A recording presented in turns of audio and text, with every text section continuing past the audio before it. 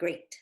Well, thank you, Judith and Casey and the entire team over at the Association of Art Museum Curators. I'm honored for this lovely invitation and this opportunity because I think it's quite necessary to have this conversation more now than ever.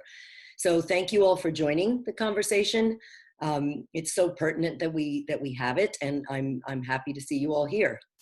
I understand what all of you are going through right now during this very challenging time, and I'm happy to be able to take part in some small way in developing the methods that you can use to retain engagement with your audience, because that's the end goal of every museum and nonprofit that deals in art. We all personally respond to this and to art in different ways, but we all have something in common, and that's the need to engage our guests. So because we all agree that art is nurturing and can bring us together whenever is possible, we have to figure out different ways to do it, especially when faced with situations like this that probably none of us really understand. So we're here to discuss creative strategies in the museum space and how you can reassign your budgets for digital media, which is the only way we have to communicate for a while. And what was initially meant to complement your program is now the main source of your engagement. You want to translate the physical experience. It can never be replaced, but it can be translated, and for now that it'll have to do. So being a producer puts me in a very unique place to have this conversation with you, because what we're trained to do throughout our careers is to pivot. You can plan as much as you want, you can be as ready as you want, and have everything in place and have your team in place, and something happens where you just have to sort of just reimagine everything you were about to do and do it a different way. So that's what I'm here to try to figure out with all of you. So feel free to submit questions and I'll try to answer as we go along, but if not, then Casey is being nice enough to let me know so that we can answer them all at the end. So basically what you want to do now, to be quick about it, if nothing else, is to take a look at what you've already got programmed on your digital media channel and see what assets you already have. You want to generate and add content, reorganize and repurpose the content that you have. And you want to do that quickly while maintaining quality, because at the end of the day, it is about art, and you want to make sure that the pieces look good and that the sound is good and all those kinds of things that you have to deal with. There's a host of ways to achieve this, and each of you will have a unique and distinct way that you want to do it, but based on what you've already got. But what you need to remember is that these assets in this program go beyond the now. You may do things that you think is just for the next few weeks or so, but you'll realize that the assets that you have on your website and on your channel are there forever, and they're really very useful to your audience, to other artists, to other museum curators, and they're a very, very valuable asset to have. So you want to maintain the voice of your institution, so how you each do this will differ because your websites are different and the programming you've already got is different. Some museums are more heavy on the digital and others aren't. So, you know, it's something that we can work out if we have one-on-one sessions to approach each museum individually. But as a whole, there's just a few things that you can all do that I think that everyone could benefit from. You can create specific pages on your website that then have all your digital assets organized in a really compelling way. You can revisit a solo show or a group show that your museum exhibited and take the images from that and create something that is a remembrance or an archive. And you can take that and set it to music or put a voiceover on it. And you could just edit that very simply yourselves. You can curate a new group show from a permanent collection and come up with a theme. For instance, I'm working on something now with someone that is about the Roaring '20s and the art of the Jazz Age, because we're in this pandemic right now, and the last time that the United States experienced something like this was the 1918 flu. And after that time, what happened was indeed the Roaring '20s. And it was a very fun time for a lot of people until the Depression hit in 1929. But in the meantime, many, many things changed. And that's just a really pertinent theme right now to explore. And if you've got pieces in your permanent collection or want to do something with that theme, that's very timely right now. You could pick, for instance, yesterday was Earth Day, and I saw that many institutions did something to celebrate and commemorate that.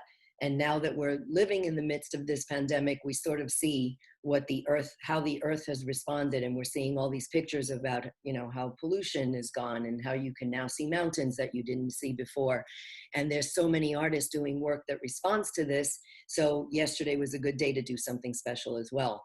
You could do something like the ICA Miami is doing, which is meet the members. So they choose a member and they ask that member some questions that they answer by email, and then they put a picture up of that member and they do a little Q&A, and it's really kind of fun because everyone sort of loves to get inside the lives of others, as we know from reality TV. So it's a fun way for your members to sort of engage with each other. You could do podcasts. Maybe you've done them before and you can now organize them in such a way that that you can put them out there again and re-promote them and repurpose them. You can discover new ways to use social media. You could do a master class where you partner with your education department and invite an artist to record an interview with them and then use that as your audio. You could do tours of shows that you might have up, but now no one can come see in person. We did that with the ICA as well, with the McCullum show. It was being installed just as everything was shut down. And we happened to have really beautiful footage of it. So we very quickly put together some videos, and we recut some videos that we already had to 59 seconds so that they can post them on Instagram.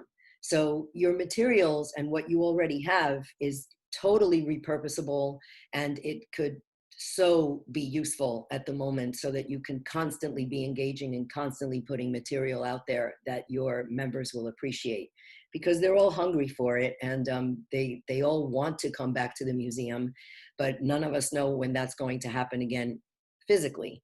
And keep in mind also, speaking of physically, that after this is all done and we all get to go back to whatever the new normal is, these assets that you create during this time are still valuable after you have your physical museum open again. And it'll train your team, and it'll sort of inspire you to continue doing this kind of thing even after we're all visiting museums.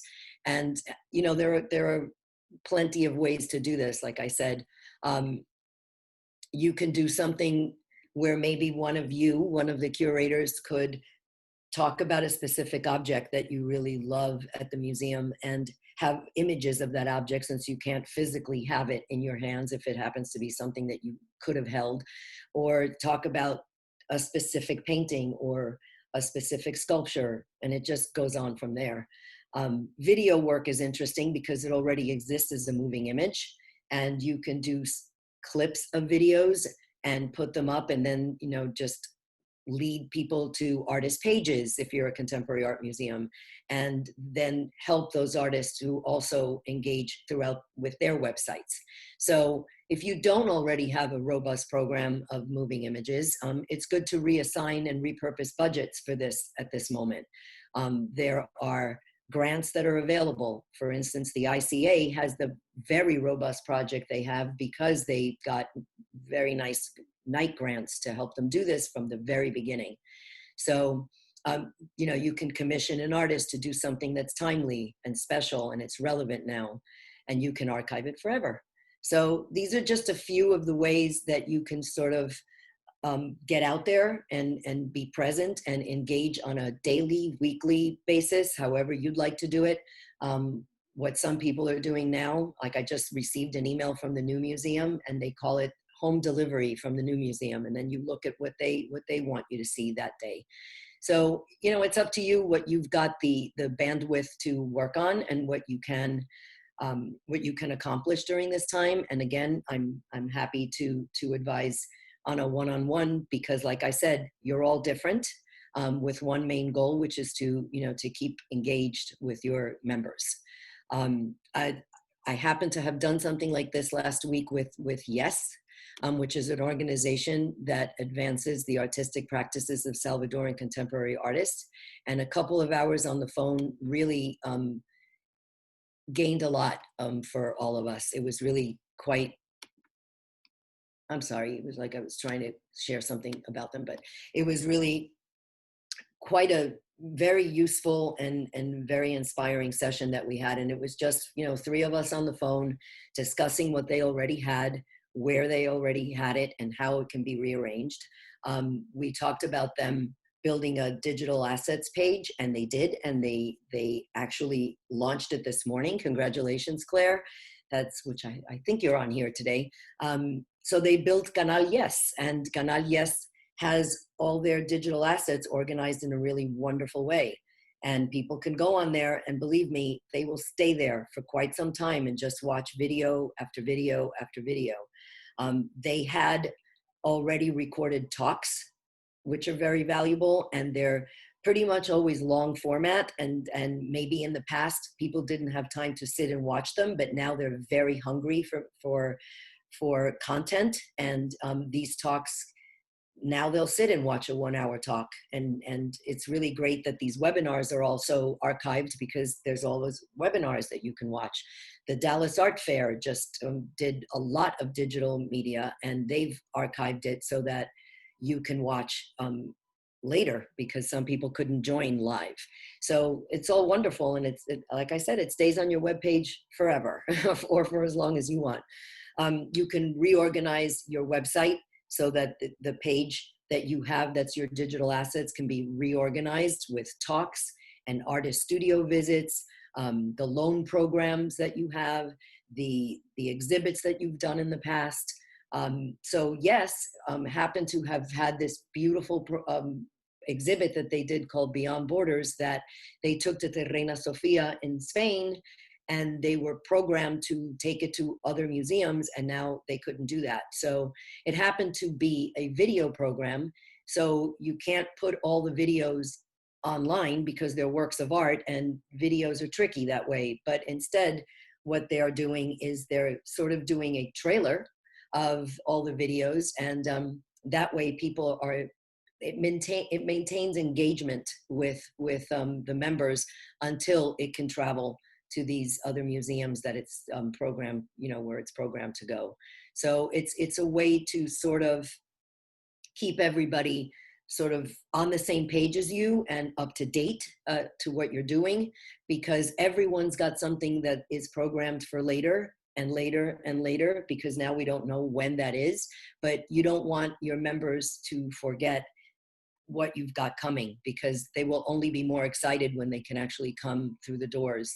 That's why we're calling this Keep Your Doors Open Through Digital Media, because you do have to keep everyone engaged and let them know you're thinking of them while all this is going on.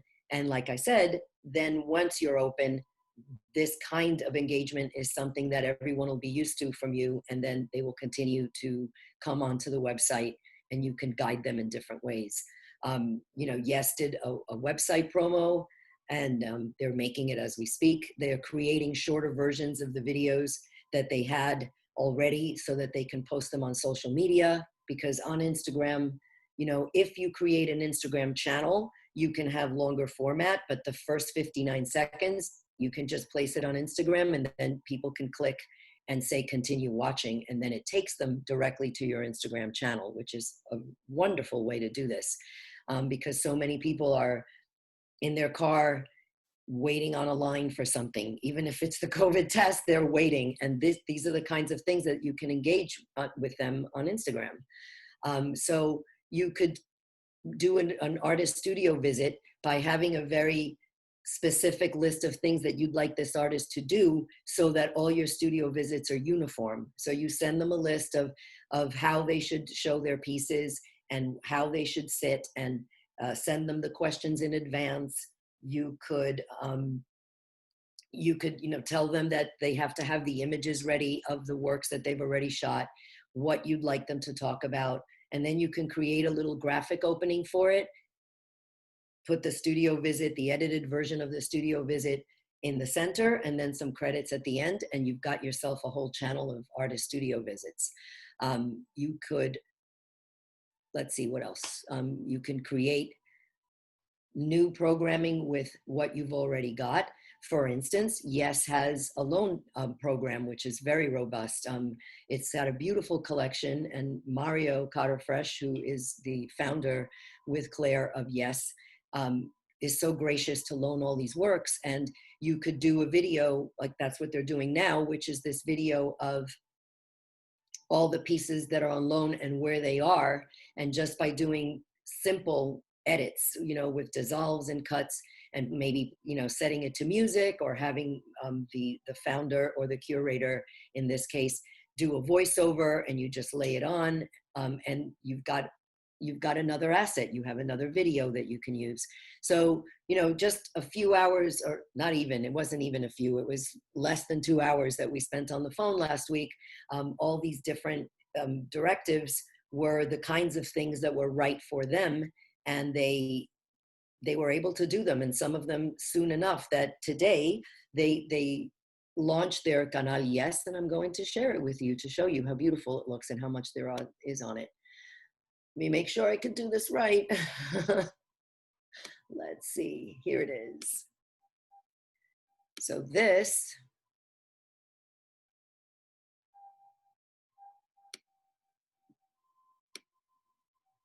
is the channel. I hope you can all see it. So they have art talks, artist academies, artists and projects, and then there's a video with Mario, and then they've got their art talks all organized beautifully. Look at that, by year. God, that's beautiful. Congratulations, Claire, this is great. Look at all these talks. And then there's a studio visit with Simon Vega. And then the Artist Academy videos that they had already previously shot, which is wonderful.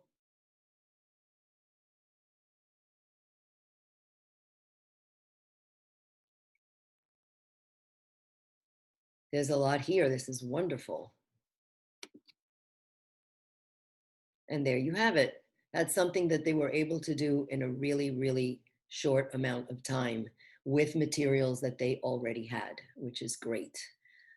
So that's what Yes did. So let's see, we have some questions.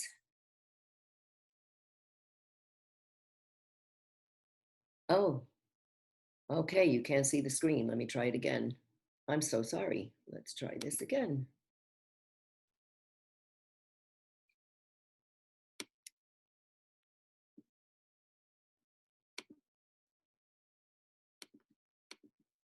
Let's see. Here it is.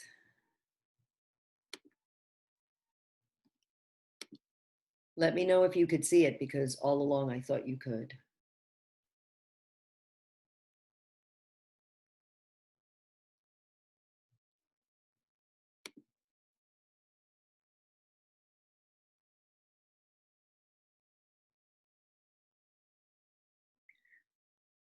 I'm scrolling through it now. Can you all see that?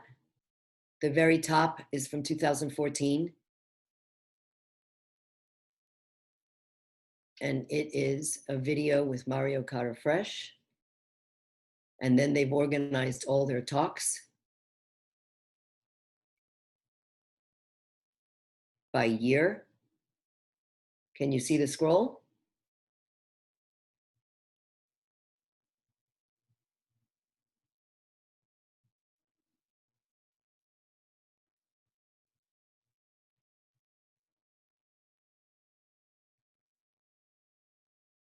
I'm scrolling through now, and hopefully you can all see that they've organized their talks by year.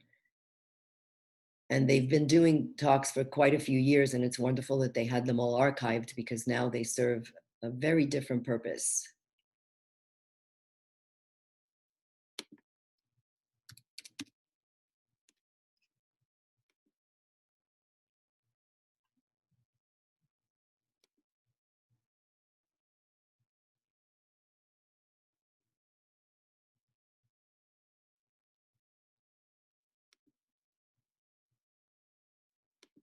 Let's see if you can.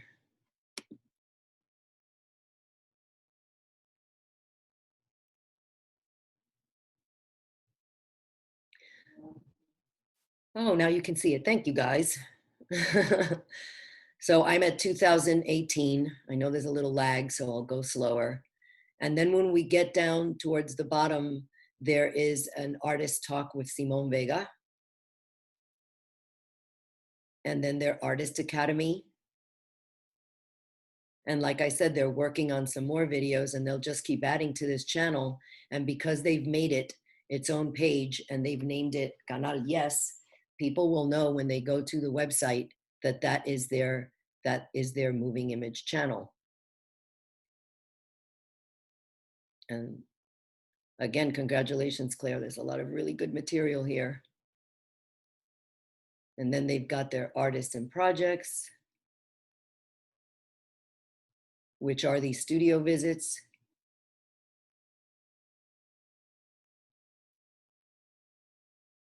And that's what they have at the moment. That's a lot of content. That's wonderful. So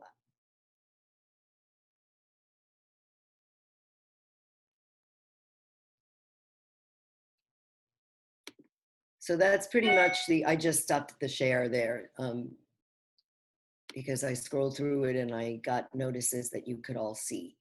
So that's just one example of spending a little bit of time to take a careful look at what you've already got and how you could use it again, repurpose it, give it a new life. So the ICA is another example, which we reassess with them weekly what they could do with the very robust video program that they have. From inception, from when they opened, the ICA decided that they wanted to have a very, very strong film content. And from even before they built their new facility, we were shooting films for them with artists. And we traveled the world. We went to see Thomas Byerly in Germany. We went to see Manuel Solano in Mexico. We visited Wang Ping in Hong Kong. And we would do these very beautiful short films on these artists before their exhibits opened. And then we would shoot at the museum again with the museum, as they were setting up the exhibit and as the exhibit opened. What we've done with those films now is cut them down to a much shorter length so that they could be repurposed on social media. And we've also shot some that are just for social media. So they have a YouTube channel. They also have a channel page on their website. They've got an Instagram channel as well. So they've have many outlets with which to put their content out there, especially now, and they're getting a lot of hits. In one day, one of their videos got 600 views, and that's something that doesn't happen very often. And now that they have their members accustomed to this, we believe that once the museum opens, this will continue and people will know that this is just a secondary or complementary way to see the shows. Even after you've gone to see an exhibit live, you can go back and see it again with a tour from a docent, or just see the images again and have the artist talking, because of course that material already existed. It was an investment that was well made, because now they have, now they're ready for anything that comes up. So we've had a relationship with them for over 4 years as their official filmmaker. And it was something that they went, wow, we're ready now. And there was even an article in the Miami Herald about that they were able to so quickly just come up to speed because they had all these valuable assets already. So we did this, like I said, with the Alan McCullum show that was to open March 27th, and it hasn't, but they were setting it up the week prior, and we rushed over there and did a lot of shooting and were able to cut, I think, 4 or 5 different little films to keep everyone engaged, because when the museum finally does open, that show will be up, and now people will be more excited to go see it live because it's really quite beautiful. So also, something that we're working with the ICA on is the unbuilding of a museum, and how we're now realizing that a museum isn't just the building, but it's an effort and a mission for a civic discourse here and, here and now, and known in today's realities, how we need to move forward and beyond, and how do you unbuild that idea that you can only go to a building to see the art. So that's something that we had started to talk to the ICA about months and months ago, and we've got these interviews already, and we were going to make this a feature film, in fact, for PBS, and now we're going to repurpose all that material and put shorter films out to sort of engage even with other museum curators about how do you unbuild the museum so that it goes beyond the walls. So those are just a few of the ways that you could do this. And some of them are by repurposing what you've already got and taking images and having someone on your team that understands. Maybe they've got, iMovie in their Mac and they could do this for you really quickly. Or maybe, you need to hire someone to do it for you. I will share with you the Wet Heat Project webpage as well, because we also post the films that the ICA puts up, and there's a series of other films that we've done over the years. We at Wet Heat Project have been making documentaries about contemporary art for over 10 years now, and it's become a very valuable asset. We've sent all the artists the videos that we shot of them, even if it was 10 years ago, and they're posting them on their websites, and they're engaging with their list of collectors again. And it's become just such a valuable asset to everyone. So I can describe further what he can do, depending on what it is your needs are. But just remember that you could look at other museums. It's okay to be inspired by what others are doing. You could go to the Met's page and see their Explore and see how they're doing it. You can ask questions. You could sort of come up with some ideas and see if those are viable.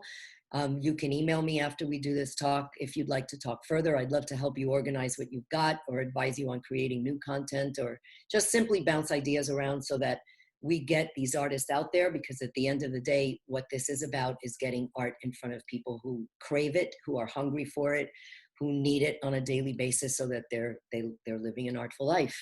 So, and another thing, really don't panic about what's coming in the future. I know that we're all in this together. And yesterday I was a participant. I was just looking at what Dara Friedman had to say for a residency that she's doing. And someone asked her the question, what do we do now since, we're furloughed and we're not earning anything, and we're all in this boat together kind of thing. And really what you do now is just invent. You get inspired, you read a lot, you look at what other people are doing, and you just sort of see what you can garner from it and make the best of it. That's what we're all doing, is making the best of it. But when you make the best of a bad situation, you can go quite far. So that's really all I have to say in terms of the general picture. What happens with all those things that I listed out earlier is that they're going to be different for each of you depending on what you have. But it is pretty much the concept of how you put digital media in front of people. So let's see what questions we have.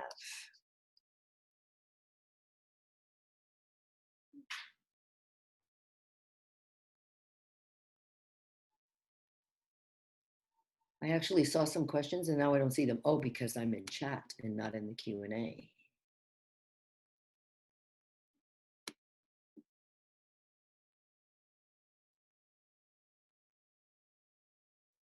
Casey, I don't see the Q&A. Okay, so we have a question from Maggie Delhoff. Excuse me if I pronounced your name wrong. The question is, how do people's attention spans differ when you're looking at content online versus in person? So when putting together a virtual exhibition or a thematic portfolio or an illustrated essay, are there helpful guidelines for numbers of images, numbers of paragraphs, etc.? Thank you. Well, thank you for the question. That's a really good question. We do experience art differently online than we do in person. That's clear. But the way we experience it, it's keep it moving.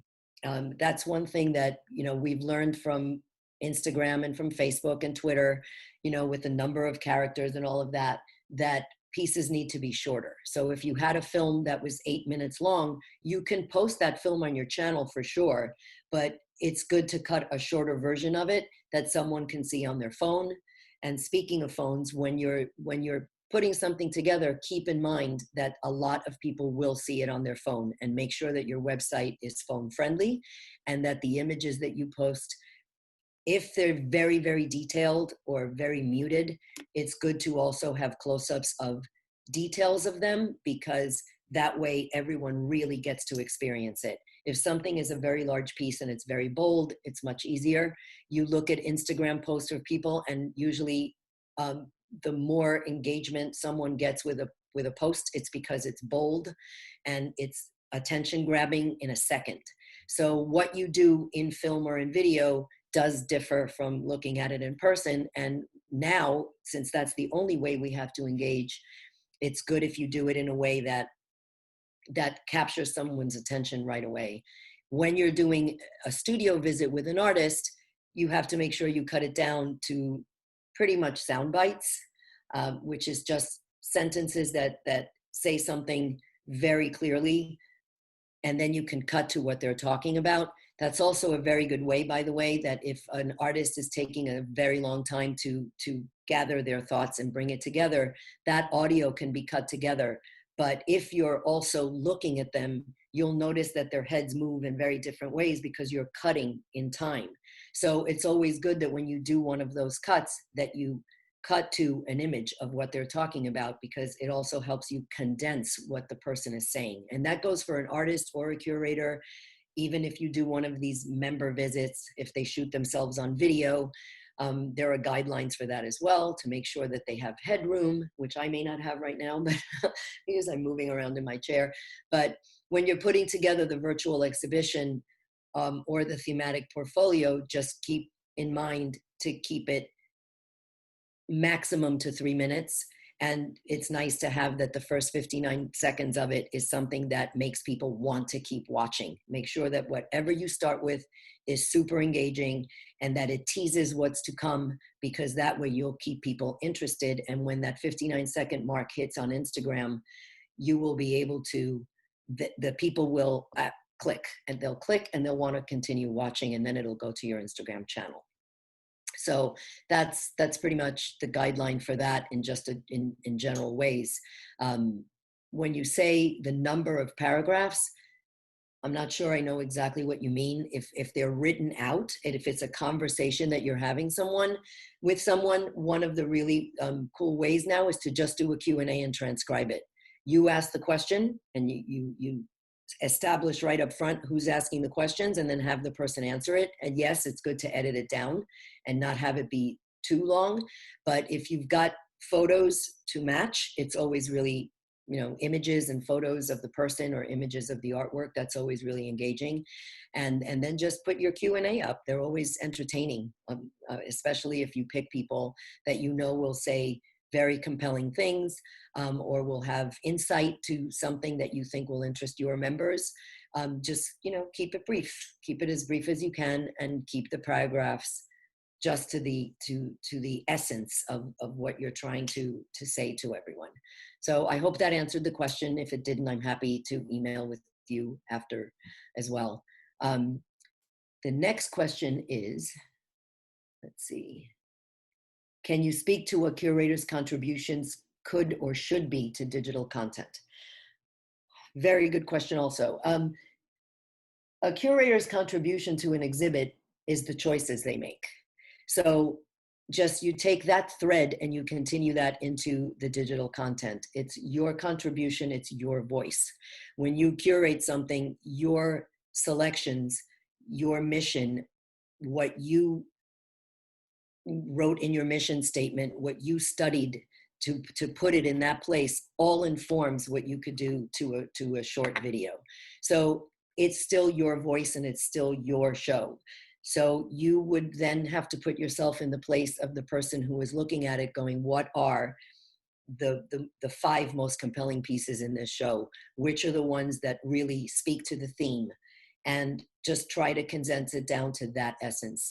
The most meaningful to the audience is going to be what's most meaningful to you, because it has to start with you. And, you're doing the beautiful shows you're doing at your museums, and they very well translate to digital media. They all will, one way or the other. It's just that it's different depending on each show. Every show is different, and how you show it and what you choose to show is different based on what the show is about. And that goes for every show. So, but again, what's meaningful to the audience is what's meaningful to you, because if it means something to you, the way you express it will engage with your audience. Um, Leveraging your expertise as a curator and as an educator to the media team. That depends on your media team, how many people are on your media team, what they each do. Do you have one person that just handles a myriad things?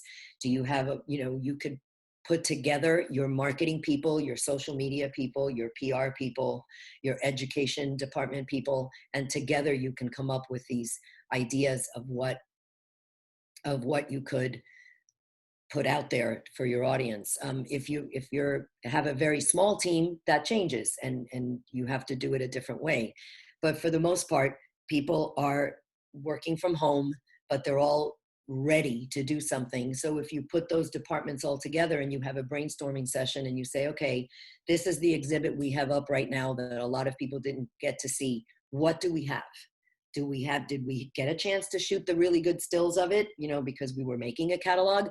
We actually, to give you an example, for the McCullum show, they never got a chance to get the photographer in to shoot the show. So what we did was give them frame grabs of what we had shot, because we shoot in high definition and we shoot in 4K, which, is just beautiful. So we could take a frame grab from the films that we shot of that show, and we provided them to the people doing the catalog. We provided them to the education department. We provided them to the museum so that they could use them as stills for other things that they do with the stills. And they could use it as an image for the for the mass email that they send out.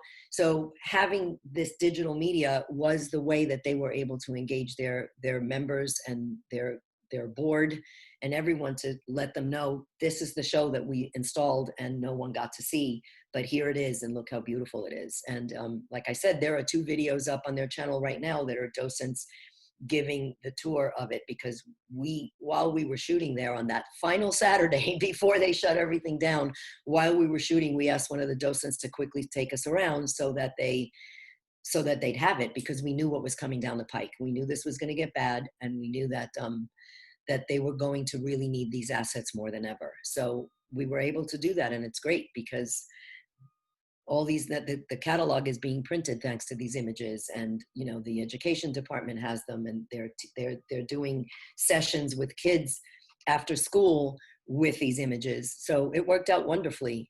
So it all depends on how big your team is and what each person's responsibility is. Do you have someone that knows how to edit? That's what we do for the ICA. We cut all their films. We recut all their films. We take still images and set them to music so that it's something more entertaining. We take videos and make them into ephemera so that they could use them just as a little flash page. So there's a lot you can do with what you've got, and there's a lot you can do with materials that you have that you don't even know yet can become a little video or a little film. So it's just about looking at what you've got, or seeing how you can reassign your budgets to create these films. And then when you open again, keeping these kinds of new things involved and in your mindset, you will be able to pretty much take it, into the future with you. And you could do these things every time you have an exhibit. And then you've got such a much more robust project than you did before, because you're doing these things that you had to do during this, challenging time. Claire, oh, you are here. I'm so glad. How long should artist videos be ideally? If you mean an artist studio visit, those 2 should probably stick to 2 or 3 minutes. When we were making them at Wet Heat Project with artists for our studio drive-by series, the ones that I mentioned earlier, we sent to all the artists so they can use them again. We would make them 5 to 6 minutes long. And for the purpose of putting them on a channel for you now, a 5 to 6 minute long video is perfectly fine because, like I said, people are binge watching things, and they'll take a break from Netflix and take a break from Apple TV and do this instead, and they will watch something that's longer format.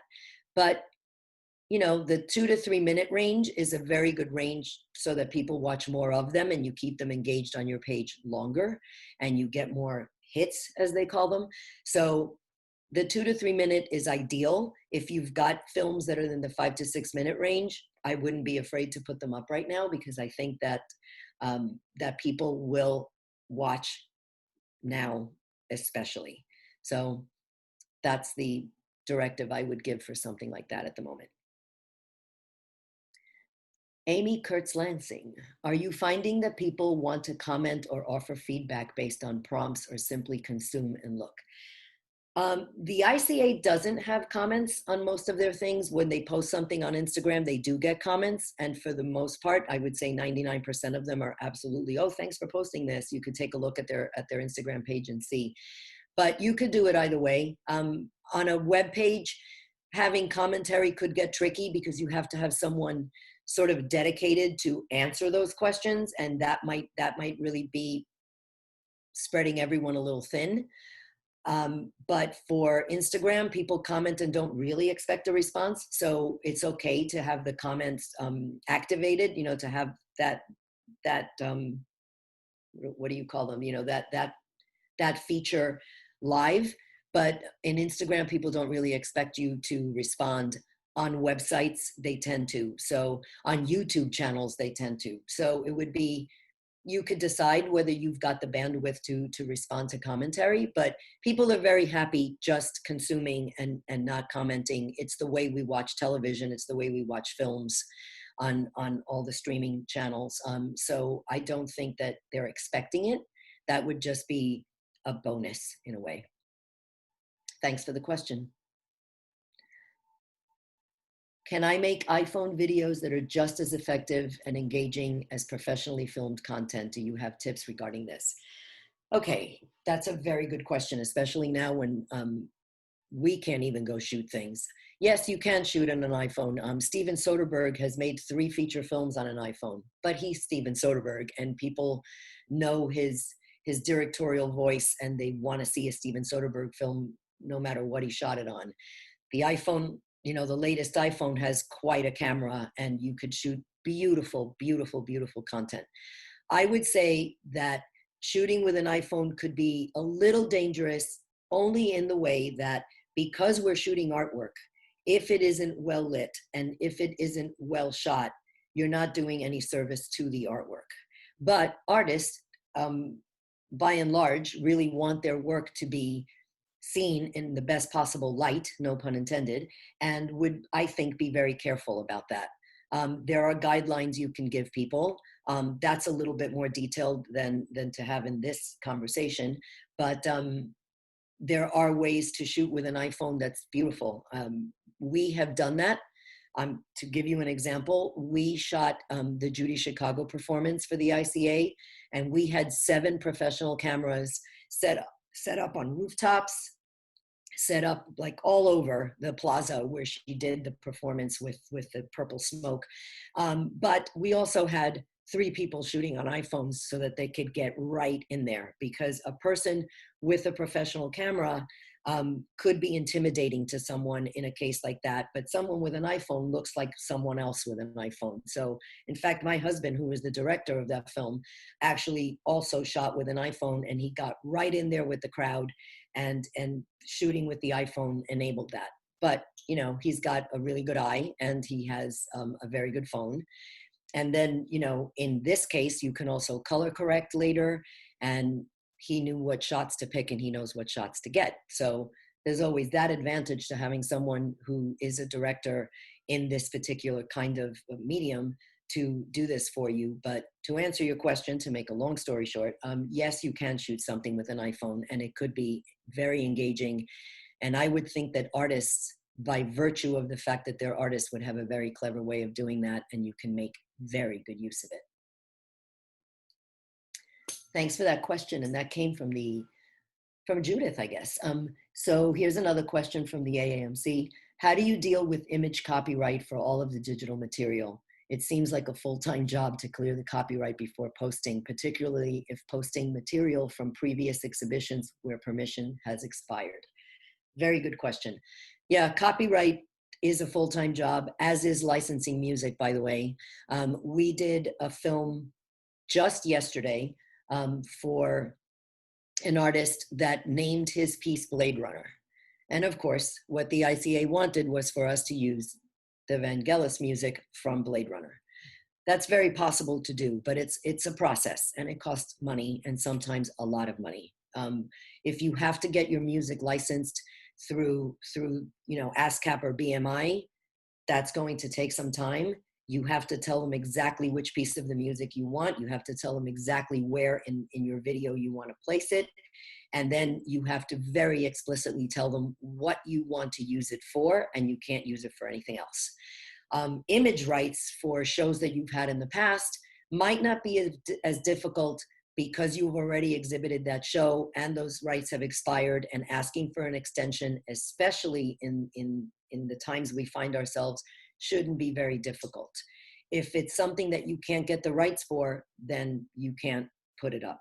Anything, you can take your chances. I mean, artists appropriate things all the time and get away with it, but it's not something that that I do. As a filmmaker, we have everything very, very cleared, and we try to get clearances for a very long time and for a broader use than we intended at the moment, so that we're covered no matter what happens. So we have people sign releases. We have, when we go do a studio visit with an artist on behalf of the ICA, there's a waiver that they sign, and it pretty much covers a lot of ground so that they could use the shoots that we do for a lot of different purposes. And so far it's worked out great. No one has resisted. No one has really questioned it. We have had a couple of artists that didn't really want a documentary made about them because it's been done before, or they wanted the show to speak for itself. But what they asked us to do was to collaborate with them on a film. And with Wang Ping, that was the case. With Manuel Solano, we did that as well. That Alex Bagg, my husband, actually was the person who directed and shot one of her art pieces because she's a video artist. So things come from it that could, they could come up and you didn't even know that that was going to happen. And it's happened to us quite a few times. So maybe there's an artist that doesn't want to give you the rights to a specific image, but they're working on something new and you're thinking of maybe having a show with them down the pike. Maybe they want those images and you do a Q&A with them and that's what you post. It could be really fun and like an idea that you hadn't even thought of. So I hope that answered your question. Now we have another question. At large museums, almost every curator is trying to have digital assets like virtual gallery talks created beyond what is already available to reuse. But media services can only produce so much at a time. How do you suggest which assets get prioritized? Current exhibitions, whatever will get the most engagement? Well, yeah, I would go with current exhibitions because chances are that the current one is the one that you will have up when you open and will have to keep up for a little while because you haven't had the opportunity to really put everything into place for the next one that you have planned. So the current one is probably your future one for a little bit, and that's probably the one that you want to engage people with the most. If you've got assets for the one that you have upcoming, it is one hell of a teaser for how to get people excited for when you reopen and switch out your shows. So that all depends on what you've got. Again, you're all individuals with individual voices, individual missions, and different sets of assets. So what you do with it is depending on what you have and what you need to accomplish. And it's different for everyone. And like I said, I'm happy to sit down with you and review. Did I answer your question? Is there such a thing as too much? I feel like we're all constantly inundated with information and images, positive and negative. Can that be addressed in the digital format? Yeah, there's such thing as too much, but we live in an age of binge watching. I mean, that is a term that was coined very recently. That wasn't in a dictionary 10 years ago. When we all watched HBO, we would have to wait for a week before we saw the next episode of The Sopranos. But now, when they put out the new season, it's the new season, and we're watching. Sometimes you just stay up all night on a Friday night and watch it all. And that's where binge watching comes from. And people are very used to it. People are on their phones all the time going through Instagram. They're reading people's tweets. People are still on Facebook to some extent. So that's the way we engage now. We engage more digitally than ever. And this is a time to take advantage of that. And keep in mind that the more exciting you keep it and the more engaging you keep it, the more you're going to keep your audience. There is such a thing, you've all started watching a film that you thought sounded interesting from the description on Netflix, and 10 minutes in, you're going, not for me, and you stop watching. So yeah, you have to be cognizant of that as well. But that's also subjective, as is everything in the creative world. It's all subjective. A movie that won an Oscar might not be somebody's favorite film. So there are artists that some people don't like, and so they're not going to come to the show. That person's not going to watch your digital media either, but that's okay, because for every one, you have 10 that will. So there is such a thing as too much, but what that means is anybody's guess at this point, what too much is, based on the world we live in prior to this challenging COVID time we're in, and what will follow. I think some people might be tired of the digital engagement because that's all they have right now, and they're going to want to get out there and go to the museum and go to a park and go to a restaurant. But from before, we all had this shutdown, people were engaging online much more than ever, and people were shopping online much more than ever. And that's what we have to keep in mind. The new normal will involve digital, most absolutely, for everyone, not just for museums, but for everyone. The new normal is, it goes to retail, it goes to restaurants. Now that we're used to ordering in, a lot more people are going to say, I'm just going to stay home and order in rather than go. So, this whole idea of things coming to you and not going out, and will stay with us for a very long time. And don't forget that they're saying that even after everything comes to its new normal, that there may be a second wave, and we have to be ready for that. And we've got convention centers that are putting up field hospitals, and we don't know what's going to happen in Miami in December, because it's April, but the second wave is apparently coming in the fall. So we all just have to be ready. And when we have a window where we can all go out again, I know that what we're doing for the ICA is, when the minute we can get back into that museum and the minute we can travel and go do studio visits again, we're going. And then we'll be ready in case it happens again. And, and keep their program going, because it was something that, that they were very cognizant of when they opened the museum, and they want to continue it. So I'd say that you can address anything in a digital format at this point, to answer the rest of your question. And everything comes with positives and negatives. So Casey says we have about 5 more minutes and no more questions. So my final words to you all are to just keep the faith. That's all we've got at the moment. Keep the faith. Take a look at your website. Take a look at what you have. Stay inspired. Stay present. Just, try to not think of the negative of this, as difficult as that is. I know some of you are homeschooling your kids, and your significant other is trying to work from the other room, but just put on your headsets, look at what you've got, look at the beautiful images of what you have, and you'll come up with ideas as to how to use that.